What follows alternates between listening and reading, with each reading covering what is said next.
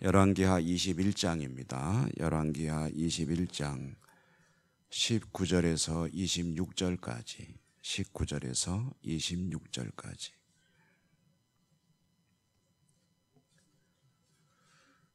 열왕기하 21장 19절에서 26절까지 한 절씩 교독합니다. 아몬이 왕이 될 때 나이가 22세라 예루살렘에서 2년간 다스리니라. 그의 어머니 이름은 무슬레메시오 옅바 하루스의 딸이더라.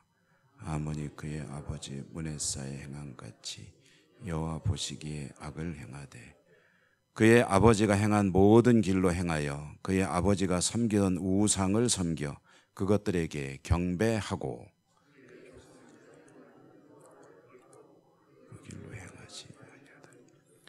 그의 신복들이 그에게 반역하여 왕을 궁중에서 죽임에 그 국민이 그의 아들 여우시아를 대신하게 아몬이 행한 바 남은 사적은 유다 왕 역대 지략에 기록되지 아니하였느냐. 아몬이 우사의 동산 자기 묘실에 장사되고 그의 아들 요시야가 대신하여 왕이 되니라. 아멘. 주님 은혜가 함께 하시기를 기원합니다. 오늘 주시는 이 말씀은 이제 유다 남왕국 유다의 왕인 이제 아몬이라고 하는 사람의 이야기죠. 아몬. 그 아버지는 므낫세. 므낫세가 죽고 아몬이 왕이 되는데 오늘 우리가 이제 조금 앞에서 길어서 빼놓은 부분은 이런 이야기입니다. 므낫세의 악행과 남왕국 유다의 하나님 앞에서의 불신앙이 이제 극에 달했다. 그래서 하나님께서 인내하시는 그 인내의 한계를 초월했다. 하나님은 오래 기다리시고 끝까지 참아주시고 기다리시는 그런 분이신데 남왕국 유다와 므낫세의 불신앙을 더 이상은 이제 기다려주지 줄 수 없게 되었다. 그래서 이제 심판하시게 되는 겁니다. 선지자를 통해서 남왕국을 어떻게 심판하실 건지를 세 가지로 이야기했는데요. 첫째는 북이스라엘과 같은 운명을 맞이하게 될 것이다. 북이스라엘이 나라가 망했는데 아수르라고 하는 초강대국의 침략으로 이제 나라가 망하거든요. 그러니까 남왕국 유다도 역시 강대국의 침략으로 나라의 운명이 이제 끝나게 될 것이다 하는 이야기를 했습니다. 두 번째로는 그로 인해서 맞게 될 유다의 상황에 대해서 비유로 깨끗이 닦아놓은 접시와 같을 것이다. 여러분 설거지 하시잖아요. 설거지 하시면 접시를 이제 썼다고 그러면은 세제로 깨끗하게 닦아서 이제 물을 말리기 위해서 엎어놓지 않습니까? 남왕국 유다가 그와 같이 될 것이다 라는 것은 완전히 나라가 초토화될 것이다 라는 것을 예고한 것이고요. 세 번째로는 하나님의 긍휼과 자비를 기대하지 마라. 절대 없을 것이다 라는 그런 아주 좀 무서운 그런 세 가지 예고를 선지자를 통해서 하셨습니다. 말씀드린 대로 남왕국 유다의 죄악이 하나님께서 기다려줄 수 있는 한계를 초월했다 그래서 심판하신다는 건데 여기에 이렇게 심판하시지 않을 수 없는 이유가 또 한 가지가 있었습니다. 그것은 므낫세의 폭정 아주 그 험악한 정치로 인해서 억울하게 피를 흘린 사람들이 너무 많았다는 거죠. 그래서 그 사람들의 억울함을 풀어주시기 위해서 므낫세와 므낫세 정권 이 남왕국을 심판하지 않을 수 없다라는 거죠. 이것은 이제 마치 이 장면을 떠오르게 합니다. 요한계시록에 보면은 요한이 보는 환상 중에 이제 하나님을 보고 하나님 하늘나라 일들을 보지 않습니까? 그때에 수많은 흰옷 입은 사람들이 하나님께 탄원하는 장면이 나옵니다. 이 사람들이 누구냐면 믿음을 지키다가 일찍이 생명을 잃은 그런 순교한 사람들입니다.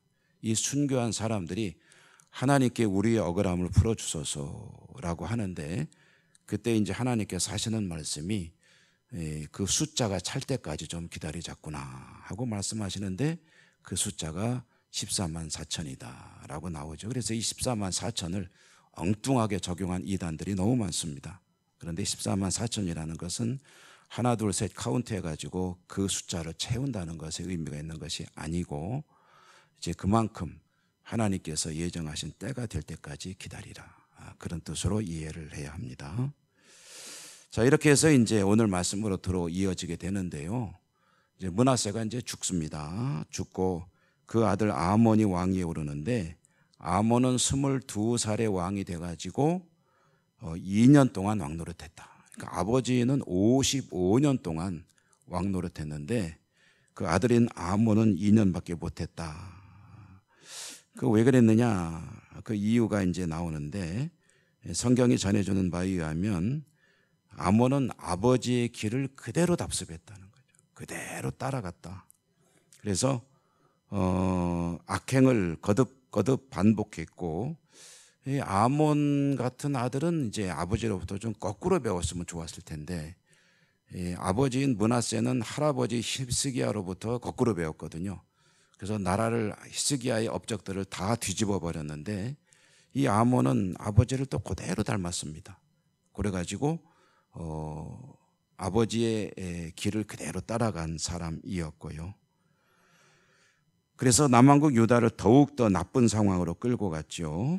그의 삶에 대해서 성경이 말하는 것이 몇 줄 안 됩니다. 몇 줄 안 되는데, 그 불과 몇 줄 안 되는 내용조차 2년 동안 왕노릇하다가 악행만 거듭하다가 그만 암살당해 죽었다라는 게 그의 삶에 대한 전부입니다. 성경이 전해주는. 여러분, 사람의 인생이라는 게 얼마나 복잡합니까? 얼마나 많은 일들이 일어납니까? 2년 동안 왕노릇 했다 하더라도 그동안 얼마나 많은 일들이 있었겠습니까? 그런데 하나님이 주목하시는 그의 삶의 기록은 뭐냐면은 2년 동안 나쁜 짓만 계속 하다가 암살당해 죽었다.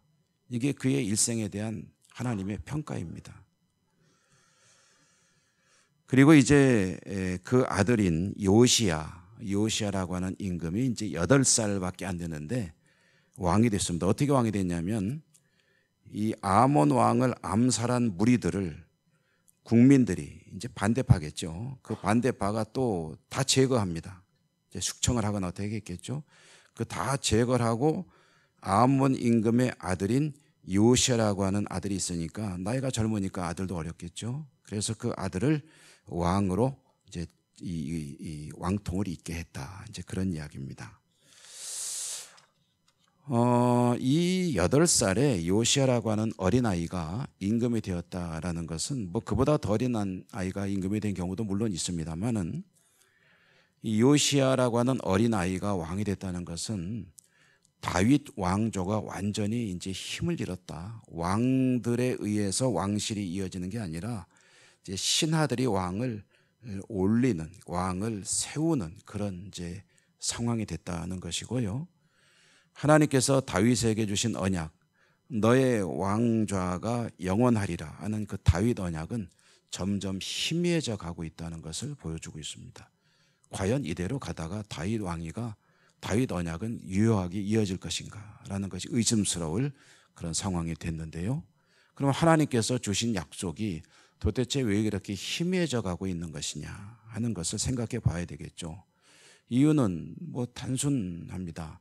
하나님의 백성들이 이 하나님과의 약속에 불성실했기 때문입니다. 지키지 않을 뿐만 아니라 역행하는 거죠. 므낫세의 삶의 기록도 그랬고 아몬도 그랬고, 그들의 삶의 기록이 이와 같이 하나님 말씀을 떠나서 우상을 부지런히 찾아갈 때 다윗에게 주었던 하나님의 약속은 점점 빛을 잃어가고 있었고, 꺼져가는 등불과 같았다. 상한 갈대와 같았다라는 것이죠. 자, 오늘 이 이야기를 우리의 삶에 이제 적용을 해 봅니다. 우리에게도 삶의 기록이 남습니다, 여러분. 요한계시록에 보면 하나님께서 마지막 심판을 하실 때가 있는데, 그때 이제 그 앞에 두 가지 책이 놓여집니다. 하나는 생명책입니다. 그 생명책은 뭐냐면 하나님의 나라에서 영원히 살아갈 사람들의 구원받은 백성의 명단입니다. 그게 생명책이고 또 각자에게 가지고 있는 책이 있습니다. 그 책은 그의 삶의 기록들입니다.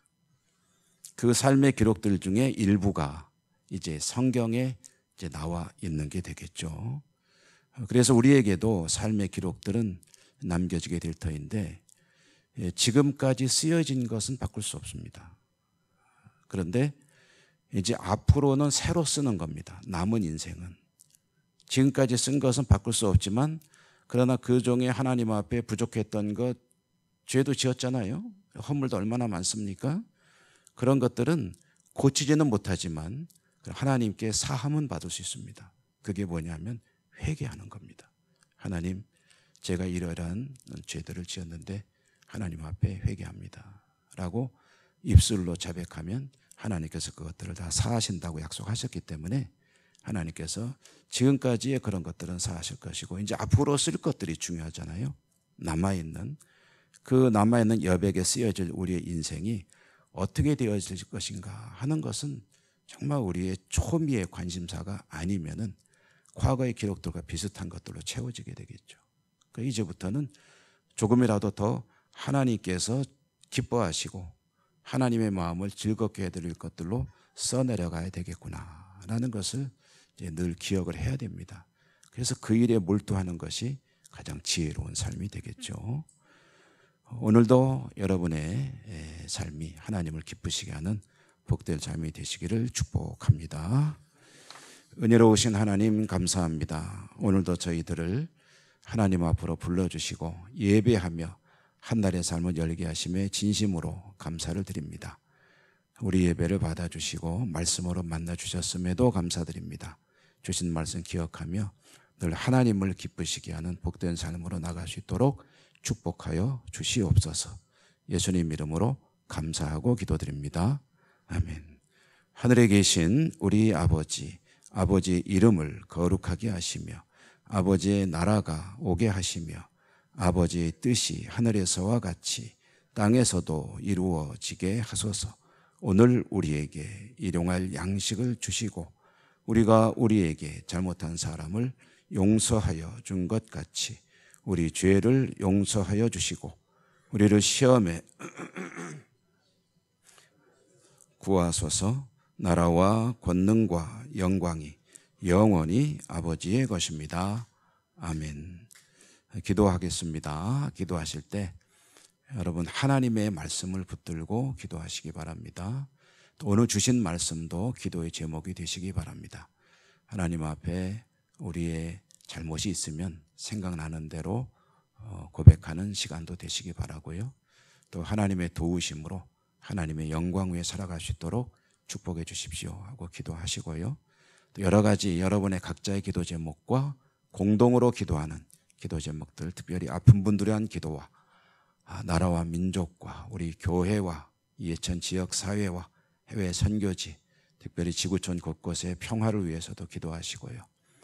그리고 우리 교회 중요한 행사들, 이제 오늘 이제 유치부, 청년부 이제 성경학교와 수련회가 시작되기도 하고 이제 시작되었고, 그리고 이제 한마음 체육대회를 위해서도 기도해 주시기 바라고요. 주여 한번 부르고 기도하겠습니다.